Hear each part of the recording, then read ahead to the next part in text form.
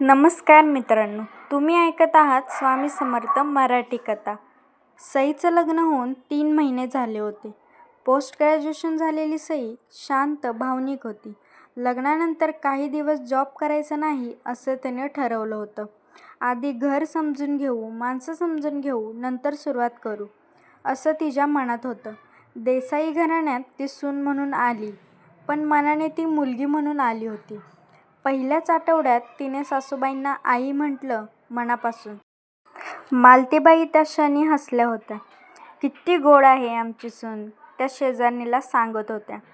सईचा नवरा आदित्य प्रेमळ होता, चांगला होता, पण आईवर त्याचा विश्वास म्हणजे डोळे मिटलेला विश्वास. आई कधीच चुकीचं करत नाही हे त्याच्या मनात लहानपणापासूनच घर करून बसलं होतं. कारण त्याला वडील नव्हते. त्याला एक बहीण होती, नंदाताई, आदित्यची बहीण. लग्न होऊन 2 वर्ष झाली होती, पण माहेरचं ओढ काही सुटत नव्हती. आठवड्यातून 1 चक्कर तरी मारायची, कारण एकाच शहरात राहत होती. सई सगळ्यांशी मनापासून वागायची. नंदाताईंसाठी आवडीचा स्वयंपाक करायची. आईंना चहा द्यायचा विचार करायचा नाही. आई आज काय हवंय, असं तसं सगळं सांगायची आणि करायची पण. आदित्य घरात असताना सगळं छान दिसायचं. मालतीबाई म्हणायच्या, अरे आदित्य, तुझी बायको खरंच सोन्यासारखी आहे. नंदा म्हणायची, वहिनी तुमचा स्वयंपाक एकदम भारी. सई ऐकायची. मनात थोडं बरं वाटायचं. पण आदित्य ऑफिसला गेला की घराचा रंगच बदलायचा. छोट्या छोट्या गोष्टी. आई जेवण वाढताना नंदाला आधी वाढायच्या. सईच्या हाताचा चहा टेबलवर तसाच राहायचा. कधी बोलताना विषय निघाला की नंदा आणि आई एकमेकींकडे बघायच्या. एक नजर, एक हसणं आणि डोळे काढले की विषय बदलणे. सई येताना दिसली की हसून सोडून देणे. सईला ते कळायचं, पण सांगता यायचं नाही. आदित्यला एकदा सांगितलं, आदित्य, मला वाटतं मी नीट रुळले नाहीये अजून. कधी कधी मला एकटं वाटतं या घरात. आई जरा वेगळं वागतात कधी कधी, आणि ताईसुद्धा. तो हसला. अगं तू जास्त विचार करतेस. आई खूप चांगली आहे आणि ताई पण. जास्त नको विचार करू तू. सई गप्प राहिली. त्या दिवशी आदित्य सकाळीच ऑफिसला गेला. नंदाताई अचानक आल्या. सईने दार उघडलं. या ताई, बसा, मी पाणी आणते. नंदा आत गेली. आईंना हाक मारली. तिकडून सासूबाईंचा आवाज आला, इकडेच ये गं. सईने नंदाला पाणी नेऊन दिले आणि काहीतरी खायला बनवायला ती गेली. अचानक तिला काहीतरी आठवलं आणि ती लगेच मागे फिरली, पण सासूबाई आणि नंदाला ते जाणवले नाही. तेवढ्यात नंदा काहीतरी सांगण्याचा आवाज येऊ लागला आणि ती गेली तसा विषय बदलला. सईच्या मनात शंका आली आणि विचारसुद्धा, की यांचा आता अतिच होत आहे आणि नवरा पण माझं ऐकत नाही, कारण त्याला खरंच वाटत नाही मी जे सांगते ते. आज काय बोलतात या, ते मी ऐकूनच राहणार. तिने शांतपणे फोन काढला, ऑडिओ रेकॉर्डिंग सुरू केली आणि पाण्याचे ग्लास नेण्याच्या बहाण्याने फोन सोफ्याखाली सरकवला आणि ती बाहेर निघून गेली. जाताना म्हणत होती, आई मी लगेच कपडे वाळत टाकून येते. सई कपडे घेऊन बाहेर गेली. बाहेर ऊन चांगलं होतं. सई कपडे वाळत टाकत होती. हात काम करत होते, पण मन आत अडकलं होतं. तिला खूप दुःख वाटत होते की नवीन लग्न झालंय आणि जर सुरुवातच अशी असेल तर समोर माझे दिवस कसे निघणार इथे. देव करो की माझी शंका खोटी निघो. 20 मिनिटांनी ती आत आली. नंदा म्हणाली, येते जी आई, घरी कामं आहेत, तुला भेटायला आली होती. सई म्हणाली, ताई थांबा ना, खायला करणार होते. मगाशी पण कपडे वाळत टाकायचे होते तर ते केले आधी मी. नंदा म्हटली, अगं घरी काम आहे, नंतर कधी बनव. आणि बाय म्हणून ती निघून गेली. घर शांत होतं. आई देवघरात होत्या. सईने फोन उचलला. खोलीत गेली. दार लावलं. हेडफोन लावले. सुरुवातीला किचनचे आवाज, मग नंदाचा आवाज. आई, ही सई बघ कशी वागते, एकदम कॅल्क्युलेट करून. आदित्यसमोर किती गोड गोड, एवढी नाजूक साजूक आणि आपल्याच दुनियेत खुश. अगं मला माहीत आहे, पण आदित्यला काय कळतंय, तो आंधळा आहे तिच्यासाठी. माहेरचे तरी काय, साधे घर, साधी माणसं. आपल्या आदित्यला काय मिळालं काय माहिती.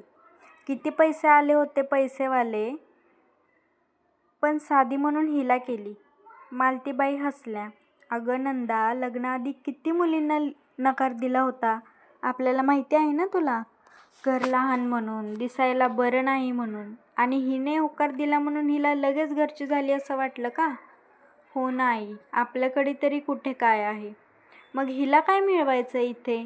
आदित्य चांगल्या जॉबवर आहे एवढंच. तिला वाटलं असेल त्याच्याशी गोड राहिली तरी सगळं लुबाडता येईल त्याला, आणि आपल्याशी चांगलं राहायचं नाटक करून आदित्यला मस्का मारत असेल.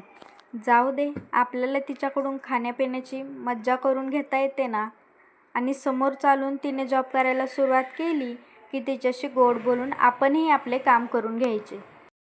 आणि तुला सांगते आई, लग्नात झालेल्या कर्जाच्या नावाखाली तू आदित्यकडून थोडा थोडा पैसा काढ आणि त्या पैशांमधून स्वतःसाठी आणि माझ्यासाठी थोडं थोडं काहीतरी सोन्या चांदी करून ठेव. समोर चालून जर आदित्य बदलला तर आपल्याजवळ काहीतरी असायला हवं ना. हो नंदा, तू एकदम खरं बोललीस. नाहीतर ही माझ्या पोराच्या कमाईचा लुबाडून आपल्या आईवडिलांचं घर भरेल.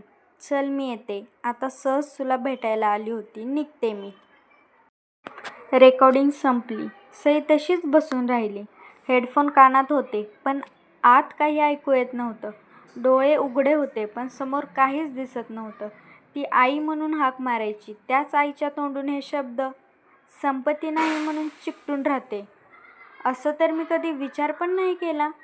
तिने पोस्ट ग्रॅज्युएशन केली होती, नोकरी सोडली होती घर सांभाळायला, विश्वास ठेवला होता मनापासून, आणि हे होतं त्यांच्या मनात. त्या रात्रीपासून सई बदलली. जेवण कमी झालं, बोलणं कमी झालं, चेहऱ्यावरचं हसणं कुठेतरी हरवलं. अंग जड वाटायचं, ताप नसायचा पण आजारपण असायचं. आदित्यला काळजी वाटली. सई, काय झालं, डॉक्टरकडे जाऊया का? काही नाही, ती म्हणायची. 4 दिवस गेले. एक रात्री आदित्य तिच्याजवळ बसला, हात हातात घेतला. सई, मला खरं सांग, तू ठीक नाहीस मला दिसतंय. ती बराच वेळ गप्प राहिली, मग उठली आणि फोन घेऊन आली. त्याच्यासमोर रेकॉर्डिंग लावली. काहीच न बोलता आदित्य ऐकत राहिला. आईचा आवाज, नंदाचा आवाज, एक एक शब्द. साधे घर, काय मिळवायचंय, चिकटून राहते. त्याचा चेहरा बदलत गेला. रेकॉर्डिंग संपली. खोलीत शांतता झाली आणि तो उठला. सईने त्याचा हात धरला. आदित्य, भांडण नको. भांडण नाही सई, बोलणं आहे. तो बाहेर आला. मालतीबाई टीव्ही बघत होत्या. त्याने टीव्ही बंद केला. आई, त्यांनी वर बघितलं. त्याच्या चेहऱ्यावरचं काहीतरी बघून त्या सावरून बसल्या. त्याने फोन टेबलवर ठेवला. रेकॉर्डिंग लावली. खोलीत फक्त तेच शब्द उरले. मालतीबाई काहीतरी बोलायला लागल्या. आदित्य, आम्ही फक्त आई. आवाज शांत होता पण आत आग होती. ती तुला आई आई. आवाज शांत होता पण आत आग होती. ती तुला आई म्हणते पहिल्या दिवसापासून. तुमचे कुठलेही काम करायला ती लाजली नाही, विचार केला नाही, मनापासून करत होती सगळं. आणि तुम्ही हे बोललात तिच्याबद्दल? मालतीबाई गप्प. घर लहान आहे म्हणून किती मुलींनी नकार दिला, आठवतंय ना आई? तेव्हा मला वाईट वाटलं होतं. आणि सईने होकार दिला, घर बघून नाही, मला बघून. हे तुम्हाला माहीत आहे आणि तरी हे बोललात? मालतीबाईचे डोळे ओले झाले. पण आदित्य थांबला नाही. तिने जॉब सोडली आपल्यासाठी. स्वयंपाक करते, तुमची काळजी घेते, ताईसाठी करते, आणि मागून हे ऐकते. ती 4 दिवसांपासून आजारी आहे मनाने, कारण तुम्ही असे बोलले आहात. खोलीत फक्त घड्याळाचा आवाज येत होता. आई, मला तुमच्यावर राग नाही, पण हे बंद होणे गरजेचं आहे. सई माझी बायको आहे, या घराची सून आहे. तिला इथे सुरक्षित वाटले पाहिजे. मी फक्त एवढंच बोलेल. तुला बाकी तुझी तूच समजदार आहे. आणि नंदाला काय समजायचं ते तू बघ, नाहीतर तू म्हणशील तर मी बोलेल तिच्याशी माझ्या पद्धतीने. एवढा बोलून तो आत आला. सई दाराजवळ उभी होती. तिच्या डोळ्यात पाणी होतं. आदित्यने तिला जवळ घेतलं. हळूच म्हणाला, तू एकटी नाहीस, मी आहे तुझ्यासोबत. सईने डोळे मिटले. खूप दिवसांनी श्वास मोकळा वाटला. आणि सासूला सुद्धा आपली चूक समजली. तर मित्रांनो, कथा ऐकल्याबद्दल धन्यवाद. कथा आवडल्यास आपल्या स्वामी समर्थ यूट्यूब चॅनलला नक्की सबस्क्राईब करा, शेअर करा, कमेंट करा आणि बेल आयकॉन दाबायला विसरू नका. धन्यवाद.